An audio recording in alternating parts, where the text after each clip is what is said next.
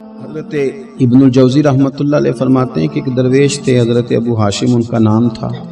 کہتے ہیں بڑی مجبوری تھی، مجھے کہیں جانا تھا تو کشتی نہیں مل رہی تھی۔ اچانک ایک کشتی گزرنے لگی تو میں بھی سوار ہونے لگا تو ملاح نے مجھ سے کہا کہ یہ ایک صاحب بیٹھے ہیں، بڑے امیر ہیں، ساتھ ان کی کنیز ہے، انہوں نے مجھ سے بک کر لی ہے، ساری کی ساری کیا کدھر سی سالم کرا لیا ٹانگا، وہ ساری کی ساری بک کر لی ہے تو میں تو کسی کو نہیں بٹھا سکتا۔ تو وہ جو صاحب بیٹھے تھے بڑے سیٹھ آدمی تھے، کہنے لگے میاں آپ کسی اور کشتی میں، اور جو ان کی کنیز تھی نا وہ کہنے لگی چہرے سے کوئی نیک آدمی لگتا ہے، چلو اتنی سواریوں کی جگہ ہے، کسی کونے خدرے میں بیٹھ جائے گا، ہمارا کیا جائے گا۔ کہا اچھا چلو آ جاؤ۔ کہتے میں کونے میں بیٹھ گیا، تھوڑا رستہ آگے گیا، انہوں نے کھانے کا سامان نکالا، مجھے بھی کھلایا، لیکن کھاتے کھاتے میری نظر پڑی تو اس میں تو شراب کے برتن بھی تھے معاذ۔ پھر اس شخص نے کھانا کھانے کے بعد اس کنیز سے کہا کہ مجھے معاذ اللہ گانا سناؤ۔ وہ گانے گانے لگی، یہ میری طرف متوجہ ہونے لگا، مجھے کہنے لگا سنو، میں نے کہا میں یہ نہیں سنتا۔ پھر میری طرف شراب بڑھائی، میں نے کہا میں نہیں پیتا۔ تو کہنے لگا تو کیا سنتا ہے، تو کیا سنتا ہے؟ تو کہنے لگے میں سناؤں کیا سنتا ہوں؟ کہا سنائیے۔ فرماتے میں نے قرآن پاک پڑھنا شروع کر دیا۔ کچھ لوگ، میں آپ کو یقین سے کہتا ہوں، کچھ لوگ ایسے ہیں جن کی زندگی دور گزر گئی ہے مسجد سے، انہیں کو بندہ چاہیے جو تھوڑا سا جا کے پیغام حق سنائے۔ یعنی ان کو پتہ ہی نہیں ہے کہ دین میٹھا کتنا ہے، حسین کتنا ہے، قرآن میں چاشنی کتنی ہے، سرکار کی تعریف کا، نعت خوانی کا رنگ کتنا شاندار ہے۔ میرا یہ ماننا ہے کہ جسے رب رسول کے رنگوں کی خوشبو کا پتہ چل گیا نا، پھر دنیا کا کوئی اور رنگ اسے اپنی طرف مائل کر ہی نہیں سکتا، سوال ہی پیدا نہیں ہوتا۔ کچھ لوگوں نے سونگا نہیں ہے، آئے نہیں ہیں، قریب نہیں آئے۔ شیخ ابو ہاشم کہتے ہیں مجھے کہنے لگا سناؤ نا، امیر آدمی تھا، کبھی اس طرف گیا ہی نہیں تھا، ڈھیروں لوگ ہیں جو نہیں مسجد جاتا۔ الہاکم التکاثر حتی زرتم المقابر، اللہ فرماتے ہیں کہ تمہیں دولت کی ہرس نے اتنا عجیب الجھا دیا کہ قبروں تک پہنچ گئے تھے۔ بہت سارے لوگ ہیں قبر میں چلے جاتے ہیں، مسجد میں نہیں آتے۔ تو کہتے ہیں میں نے اسے چند آیتیں سنائیں، اس کی تو کیفیت ہی بدل گئی۔ کہنے لگا مولانا زندگی بڑی گناہوں میں گزری ہے، اب توبہ کر لوں تو مالک معاف کر دے گا؟ کارنامے خطرناک ہیں، پیچھے رجسٹر کالا سیاہ، معافی ہو جائے گی۔ دولت بڑی تھی تو پھر ہم نے بھی شراب کباب شباب میں اڑا دی ساری، معاف کر دے گا؟ تو کہتے ہیں میں نے کہا ہو بندے کے آنے کی دیر ہے، اس کی رحمت تو فوراً ہی قبول کر لیتی ہے۔ ویسے بھی عدل کریں تے تھر تھر کمبن، اونچیاں شانہ والے تجھے فضل کریں تے پھر تے بخشے جامن میرے جے منہ کالے۔ کہتے اس نے اس کنیز کو آزاد کیا، دولت اللہ کی راہ میں خیرات کی، 40 سال میرے ساتھ رہا۔ پھر میں نے اس کی زبان سے سوائے خیر کے جملہ نہیں سنا، ایک کی بات کرتا تھا، کہتا تھا شیخ کاش آپ مجھے تھوڑا پہلے مل جاتے، زندگی سے یہ گلہ ہے کہ تو ذرا دیر سے ملا ہے، پہلے مل جاتے نا تو شاید میری زندگی کچھ اور دن بن جاتے، تھوڑی دیر اللہ والے کی صحبت۔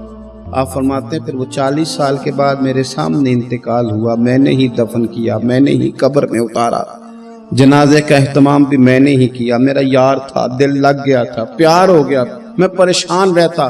ایک دن خواب میں مل کے مجھے کہنے لگا فکر نہ کر، میں نے اپنے رب کو بڑا ہی مہربان پایا ہے، میں نے اسے بڑا کریم پایا ہے، معاف کرنے والا پایا ہے، درگزر کرنے والا پایا ہے، اس نے فضل فرما دیا، میرے گناہوں پر اس کے عفو و درگزر کا قلم چل گیا ہے، اور میرے حق میں جو فیصلہ آیا ہے وہ رحمت والا ہی آیا ہے۔ جو لوگ کہتے ہیں نا میرا دل نہیں بدلتا، جو لوگ کہتے ہیں میری کیفیت نہیں بدلتی، ذوق نہیں آتا، تو یہ حدیث بتاتی ہے کہ ذوق بھی کوئی خاص صحبت میسر آئے تو پھر ہی قائم رہتا ہے۔ وہ جو محبوب علیہ السلام نے فرمایا نا کہ اللہ کا بندہ وہ ہے جسے دیکھو تو رب یاد آ جائے۔ خاص لوگ ہوتے ہیں جن کی صحبت میں بیٹھنے سے انسان کا دل اللہ سے جڑتا ہے، رسول اللہ صلی اللہ علیہ وسلم سے جڑتا ہے، دین پر عمل کرنے کو طبیعت چاہتی۔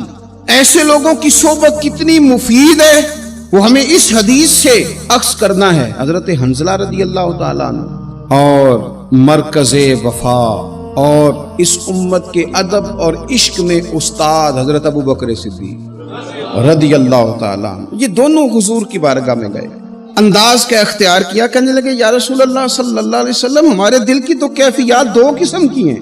حضور جب ہم آپ کے پاس ہوتے ہیں نا، جنت اور دوزخ کا ذکر سنتے ہیں، ہمیں یوں لگتا ہے جنت اور دوزخ ہماری آنکھوں کے سامنے، دل کے اندر فوراً جذبات ابھر آتے ہیں کہ اب ہر خیر کا کام کرنا، اب جنت ہی کی طرف مائل ہونا ہے۔ ہماری قلبی کیفیات، ہماری باطنی کیفیت بدل جاتی، نور علی نور ہو جاتا ہے سارا کچھ۔ لیکن حضور جب ہم آپ کی بارگاہ سے اٹھ کے گھر جاتے ہیں، بال بچوں کے پاس جاتے ہیں، تو پھر وہ حال نہیں رہتا۔ یا رسول اللہ صلی اللہ علیہ وسلم یہ کیا ہے؟ تو محبوب نے کیا فرمایا؟ آپ یقین کریں جو اہل طریقت اور تصوف ہے نا، یہاں ان کی روحیں مچل جاتی ہیں۔ حضور فرمانے لگے حالت ایک طرح کی نہیں رہتی، ہاں اگر تمہاری وہی حالت رہے جو تمہاری میرے پاس ہوتی ہے، اگر کیفیت باطنیہ وہی رہے جو میری بارگاہ میں ہوتی ہے، تو فرمایا تم بستروں میں موجود ہو اور فرشتے آ کے تم سے سلام کریں، تم ابھی رستوں میں ہو اور فرشتے تم سے ملاقات کریں، اگر تمہاری کیفیت وہ بن جائے جو یہاں ہوتی ہے، اگر تم اسی پر جم جاؤ، وہی حالت ہو جائے، تو پھر تو فرشتے گویا آئیں تمہاری زیارت کے لیے، تمہاری ملاقات کے لیے فرشتے آئیں۔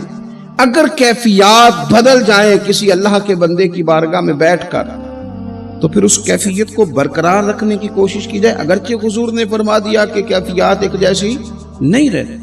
اور چلو میرے بھائی تھوڑی دیر کے لیے ہی صحیح، جتنی صحبت میسر آئے، شاید اسی لیے امام اعظم ابو حنیفہ رحمۃ اللہ علیہ کی عمر 60 سال سے زیادہ تھی، تو کسی نے پوچھا حضور کتنی عمر ہے؟ فرمایا عمر ہے 3 سال۔ حضرت آپ تو علم، عمل، روحانیت، معرفت کے شاہ سوار ہیں، تو ساری داڑھی سفید اور آپ کہہ رہے ہیں 3 سال۔ فرمانے لگے عمر وہی 3 سال ہے جو امام جعفر صادق کی خدمت میں گزر گئی۔ وہ کیفیات جو ان کی بارگاہ میں رہتی تھیں، وہ انداز جو ان کی بارگاہ میں رہتا تھا، جو ان کے پاس ہوتا تھا، وہ پھر کہیں اور میسر ہر مشکل دی کنجی یارو ہاتھ مرداں دے آئی، اور مرد نظر کرے جس ویلے، اوئے ہوئے مرد نظر کرے جس ویلے، مرد نظر کرے جس ویلے، پھر مشکل رہے نہ کائی۔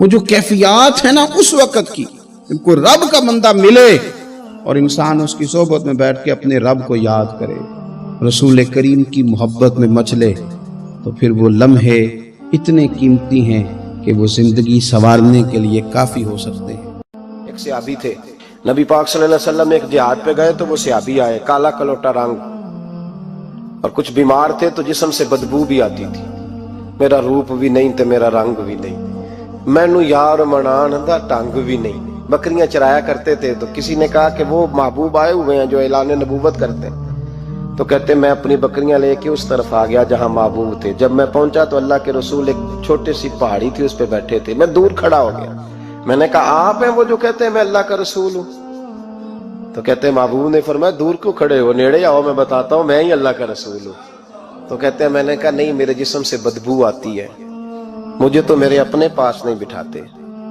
پسینہ آتا ہے تو بدبو نکلتی ہے، حضور میں نہیں قریب آتا۔ کہتے ہیں محبوب اٹھ کے کھڑے ہوئے، حضور قدم آگے بڑھاتے تو میں پیچھے بڑھاتا، حضور آگے میری جانب چلتے تو میں پیچھے ہوتا۔ فرماتے محبوب تیز دوڑے اور میرے قریب آئے تو نبی پاک علیہ السلام نے مجھے بغل گیر کر لیا۔ جب محبوب پاک علیہ السلام نے مجھے سینے سے لگایا اور کالا سیاہ میرا ماتھا اور اس پر پسینہ اور بدبو، کہتے محبوب نے جب میرے ماتھے پر بوسہ دیا تو میرا چہرہ بڑا کالا تھا پر میرا دل سارا نور سے معمور ہو گیا، اور میرے اندر سے آواز آنے لگی یہ جھوٹے نہیں، یہ اللہ کے سچے رسول ہیں۔ فرماتے میں کلمہ پڑھ گیا۔ محبوب سے کہا حضور بکریوں کا کیا کروں؟ فرمایا جس کی ہیں ادھر ہانک دے وہ لے جائے۔ کہتے ہیں بکریاں چلی گئی، میں نے کہا میرے لیے کیا حکم ہے؟ تو حضور نے فرمایا یہ تلوار ہے، وہ گھوڑا ہے، وہ میدان ہے، جہاد کر۔ کوئی وضو نہیں، کوئی غسل نہیں، کوئی نماز نہیں، کوئی سجدہ نہیں، تلوار لی، میدان میں نکلے، جہاد شروع ہوا، چند منٹ گزرے کہ شہید ہو گئے۔ صحابہ کہتے ہیں اللہ کے رسول ان کے سرانے کھڑے ہوئے، حضور کی آنکھوں میں آنسو، فرمانے لگے یہ بندہ دیکھو اس نے عمل تھوڑا کیا ہے پر اجر زیادہ لے گیا ہے، عمل تھوڑا کیا پر اجر۔ پر میں ابھی کلمہ پڑھا، ابھی شہید ہوا ہے اور حوریں ساری جنت کے دروازے کھول کے کھڑی ہیں، جیسے روح جائے گی اللہ فوراً ہی جنت عطا فرما دے گا، اس کی قبر بقائے نور بن جائے گی۔ ایک شاعر تھا تو وہ کہتا میرے گاؤں میں میلہ لگا ہوا تھا، کہتے میلہ لگا ہوا تھا تو ہر چیز بک رہی تھی، میرا بھی کچھ خریدنے کو دل چاہا تو میں ڈھونڈنے لگا، میں گلی گلی آواز، میلے میں آواز دینے لگا، میں نے کہا لوگوں مجھے کھلونے نہیں چاہیے، مجھے کوئی ایک مخلص بندہ چاہیے، میں غریب ماں کا بیٹا ہوں، بکارن کا بیٹا ہوں، تو مجھے نہ بس کوئی ایک بندہ مخلص مل جائے، ایک مخلص مل جائے۔ تو وہ شاعر کہتے ہیں اس سال میرے گاؤں کے میلے کی بھیڑ میں، اس سال میرے گاؤں کے میلے کی بھیڑ میں جو گم ہوا وہ ایک بھکارن کا لال تھا، اس فقیر کو تلاش تھی متاع خلوص کی، اور مخلوق چپ رہی کہ یہ مشکل سوال تھا، مخلوق چپ رہی کہ یہ، اور بھکارن کا لال کہتا تھا ایک مل جائے مخلص۔